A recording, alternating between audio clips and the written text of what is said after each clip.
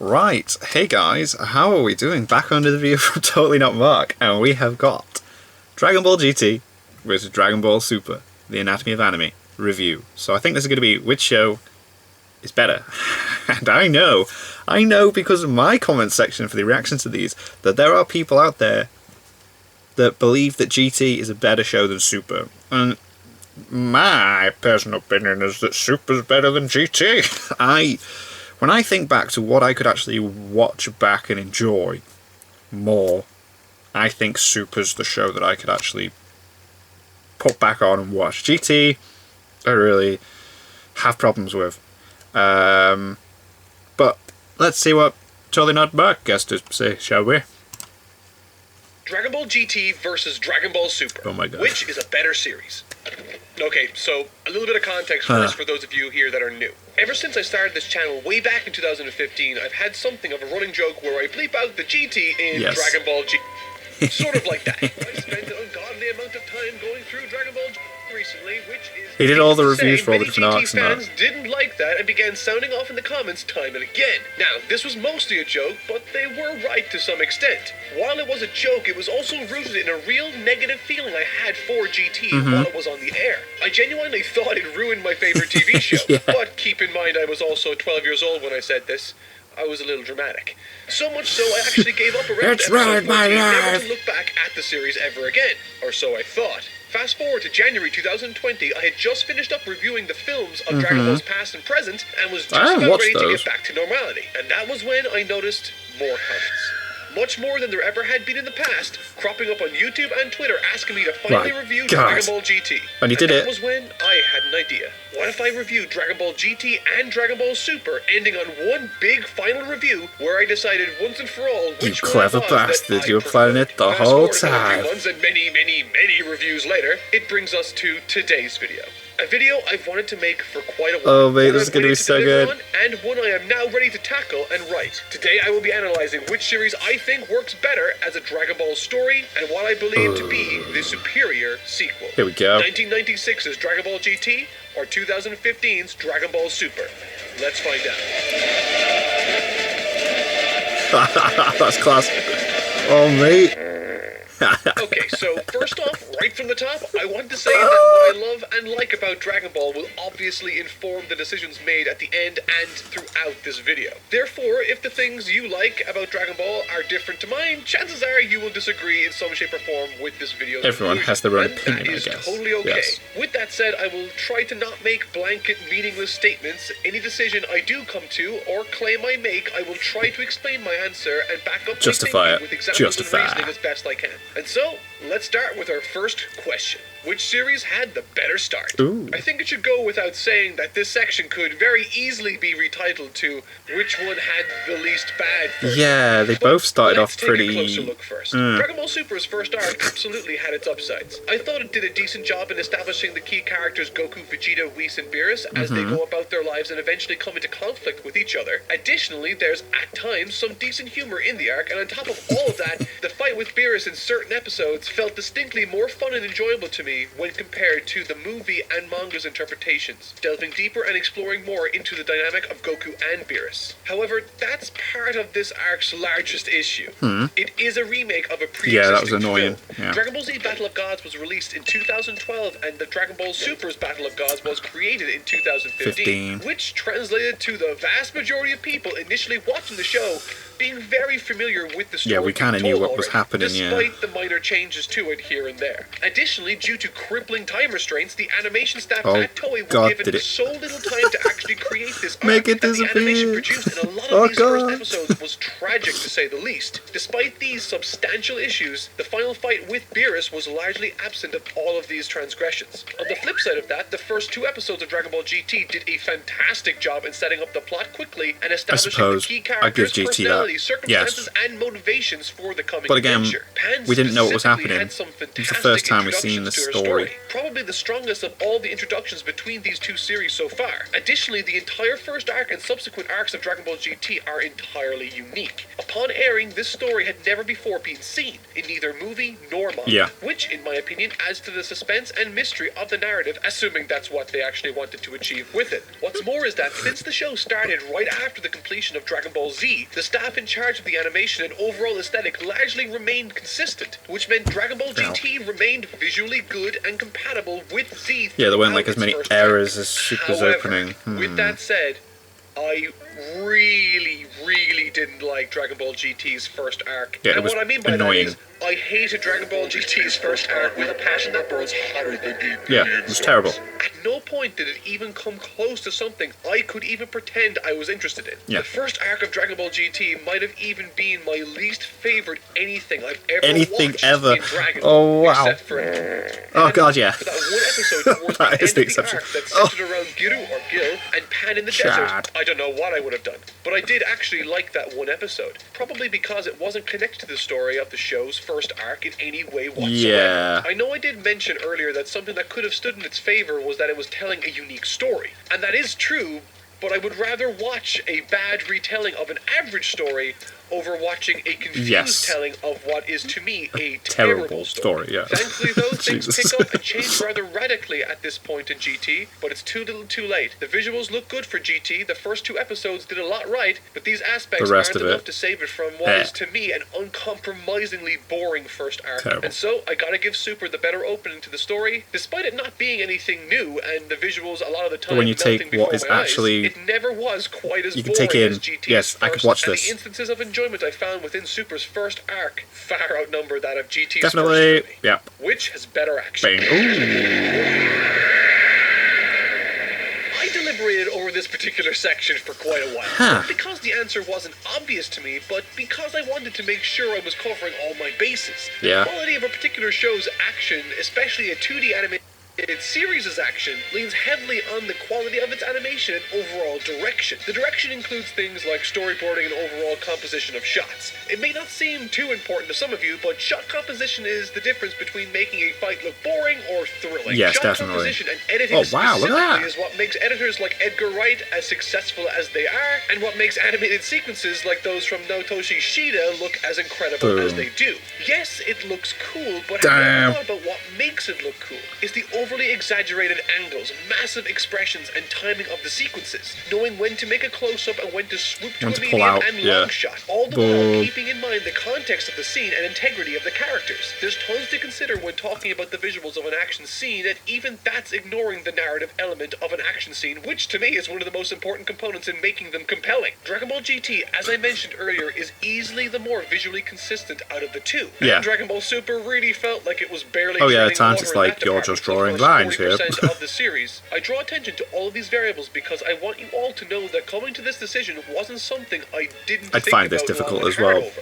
But I have come to a decision. Ooh. Dragon Ball Super, for me, without reservation, has the better, more interesting action sequences. I say this not because I think the animation in Dragon Ball GT's action sequences were subpar, or that Dragon Ball GT didn't have some spectacular action sequences. But thinking back on my time the way watching the two fights series, are not a actually single shown fight and in the portrayed first to us. arc of GT stands out to me. The Super 17 fight I personally found excessively bland and uninteresting, and I have similar feelings towards the majority of the Shadow Dragon saga. With that said, I did love a lot of Baby. the action provided by the Baby Saga. Yeah. Goku's fight with General Rildo, Baby Gohan versus Vegeta, as Amazing well as some fight. action scenes with Goten were Swish. really interesting. But even then, I didn't really enjoy the final battle with Baby, as again, it all looked very safe and for the most part, Yeah, fighting you're throwing a monkey giant ape gets around. Really Yeah, stale very not much you can do with that. Additionally, there wasn't too much interesting in the way of animation, visual direction, or even narrative direction. The most memorable shot to me from the entire series, however, has to be the Spirit Bomb at the very, very end. The color employed and how it's drawn just feels so satisfying to look at, and it's literally the only instance from GT I have in my spare time Oh, damn. decided to look up for fun. Keeping all of that in mind, when I think about Dragon Ball Super, I can think of a number of compelling action moments. Hell yeah. Goku's fight with Beerus in episodes 11 and 14, Goku and Vegeta's training with Whis, Goku versus Frost, Goku vs. Hit, Oh, Goku vs. Vegeta Hit. vs. Kaba, Vegeta, and Hit, Trunks vs. Black, Vegito vs. Fuse Zamasu, Frieza vs. Toppo, Goku vs. Jiren. I could easily go on. The there's sheer a lot. level of quality and variety in some of these is honestly spectacular to me. Dragon Ball Super, despite having a rough start when it came to the animation, as the series progressed, the highest heights the series would reach visually superseded any episode of Dragon Ball GT, and I would even argue Dragon Ball Z. Episode 130 of Dragon Ball Super has more impressive movement and animation than any other single episode in the entire franchise. On top of all of this, best fights within Super have left a lasting impression on me, unlike the best of Dragon Ball GTs. Naturally, however, that could largely be down to me being exposed to one product more than the other, and that's a very fair argument, but I can't really control for that. However, one thing that plays into the success of a particular fight scene, for many of us, is how effective a particular story's arc antagonists are. So, for the next section, let's discuss Dragon Ball GT's and Super's villains and antagonists. Ooh, Which this series is good. were better? Unlike the previous section, I thought this one was going to be a cakewalk for Dragon Ball Super. But after going back over the series, while there are more antagonists I enjoyed than GT in Super, I think GT has a very good argument for having the Omega best Shenron, man. antagonist Baby when was looking at cool the as two well. series side by side. While I really didn't like Super 17 and didn't enjoy the Shadow Dragons and well, lewd makes me want to eat my own face, Baby is very much a fantastic diamond Baby was amidst great. a sea of rough patches. But what's more is that when taking stock of the antagonists within Dragon Ball Super, there really was only one name that came up to challenge Baby for me. Not Hit, not Frieza, and definitely not Jiren, Goku Black. And while I could easily choose to include Zamasu in this equation with Goku Black, I've said in the past that Zamasu, I think, is distinctly different to Black in how he acts and talks and a lot of the time. They have different so I decided personalities. to go for the stronger character of the two in this instance. So, who's a better antagonist, Baby or Goku Black? Well, right off the bat, Baby is a really creative concept, and Goku Black, well, let's be honest, isn't. The idea of an evil Bad guy Goku Goku. looks to be, at a cursory glance, overly simplistic and uninspired. Also, the appearance of him isn't foreshadowed or anything like that in a prior arc. He just sort of Appears, comes out of nowhere as something entirely new, which makes it feel very tagged on and Oh, I don't know, I liked it, because we had that tournament stuff, and then all of a sudden it's like, oh, God, tone shift. Not in practice. I'll talk about that in a second. On the flip side, GT's Baby character legitimately feels unnerving to me, and while it does feel like a derivative of both Boo and Cell combined, the concept of a Tuffle-engineered parasite that wishes to take revenge on the Saiyans that took over their world is not only creative, but extremely well integrated and most importantly, believable within the new continuity, making it once again feel like much more of a larger story rather than a segmented one. With that said, I think the dialogue scenes Black takes part in really steal the show for me. Say the line, Black. Subarashi. From his grand reveal all the way through him revealing more information about his origin through Intriguing. his tormenting of Trunks. He is definitely the character that possesses the more charisma of the two. Baby isn't bad, but he very much felt like all the most generic parts of a Dragon Ball Z villain when he spoke. So, taking that into consideration, it all depends on which one you feel carries the more weight. I'm honestly sort of undecided. Both have their ups and their downsides, but one thing I will say is that I very much disliked what Baby's final transformation turned out to be in GT. Yeah. Whereas in Super, I very much thoroughly liked how Fuse Zamasu turned out in all his oozy purple glory. cool. In addition to all of this, both I of got these the Funko forms are Pop. It looks fantastic for their awesome. visual storytelling, and neither get the appreciation they deserve, so I'm gonna do that right now. The giant ape Baby becomes and the crazed monster Black and Zamasu become are perfect representations and physical manifestations of their what negative they arcs don't want spiraling to be. out of control. Yeah. In other words, these forms create instances where these antagonists become exactly what they hated. In the case of Goku Black, he becomes not a divine, beautiful, perfect It's entity, something but a gross crazed, and gruesome, disgusting. ugly maniac bent on destroying life itself. And with Baby, he was becomes a designed to Saiyan. be the answer to the evil Saiyans that wrongly conquered their world, but ended up being exactly what he was designed to protect others from. Yeah. A monstrous alien force that aims to crush a land that is not his own. I love this about both of these characters, and while I don't like aspects from both too, I think Goku Black's ultimate defeat when he's sliced by Trunks' sword looks more visually interesting than what GT did. And while I know it makes no sense for Trunks to do that, there were plenty of instances in the finish to Baby's ultimate defeat that didn't make sense either and didn't look nearly as interesting. But then again, the Goku Black arc has the worst ending in the entire Yes, it does. series. It was so This disappointing. is honestly the toughest decision I've made so far. Both are great in different aspects and awful in others, but in the interest of being fair, I think right now Baby as an antagonist offered a lot of opportunity to create unique encounters in the arc he led the charge for, and was most certainly used effectively for the majority of the arc. And while I think Goku Black offered a lot of that too, I think what Baby offered was much more unique and inspired in comparison. Whew. That was hard. Wow. Let's do something a little more easy now. Something a little lighter. Something I'm sure won't lead to a massive argument in the comment section. Let's talk about which show had the better music. I want the record to show that before I get into this, no, I because love like both Super's the scores tunes from like Dragon are just Ball GT boss. and Dragon Ball Super. Oh, this While is Super's hard. music left a lot to be desired early on in the series for the exact same reasons the animation suffered early on, as the series began progressing further into the story, it very much found its footing in the latter half of the Oh, series. I love the music in with Super, tracks and man. various motifs I'm gonna be honest, I can't really surrounding remember the second GT's OP as music, my so I can't personal really like favorite, give and the always my impactful Super Saiyan Blue actual, theme. like, Despite loving full the on tracks in opinion the on latter this. half of the Sumitomo Dragon Ball Super catalog, I cannot seem to get around my clear preference for what Dragon Ball GT offered in the way of music. Oh, okay. The variety of it, as well as the gorgeous flutes and trumpets, offer a natural yet distinct continuation to the original Kikuchi Dragon Ball score. And that's not even talking about GT's theme song. And no, I'm not talking about... I'm talking about this. The various leitmotifs surrounding this particular piece of music, which the show chose to represent adventure and friendship, never gets old for me. Culminating at the very end, where it always brings a tear to my eye. It's got this wonderfully nostalgic quality to it, and It is a good feels tune. distinctly Dragon Ball. The easy winner of this section for me goes to Dragon Ball GT. Damn, okay, Next cool. up Cool, is can't argue. characterization. Which series did more for its characters? Oh dear. Shin saves everyone.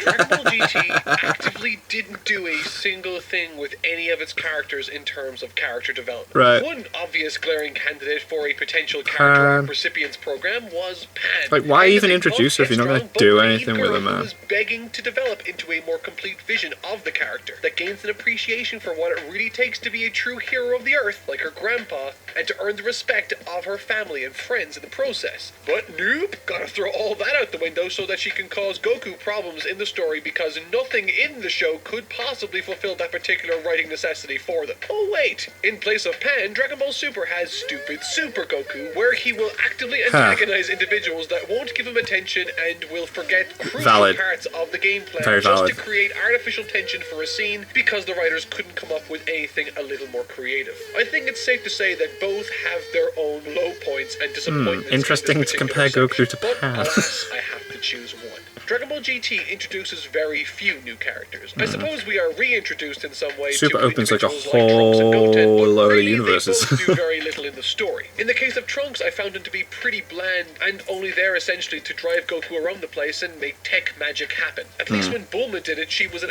active character with agency, whereas Trunks is very much a quiet, reserved, nothing character that reacts to things happening to him rather than him causing the plot to happen. The only recurring new character really was Giru, or Gil, and while I really liked him later in the show, he is but a small flickering light amidst an ocean of darkness. Another character I enjoyed far more than I thought I would in GT was Goten. His lady killer persona Yeah, is a man. strangely great fit for him, and I was interested to see more from him. It was cool to beyond see that the instead of, brief yeah, because we've seen glimpses Gohan we grow up get, to be like a but surprise, nerd. surprise, we got nothing more.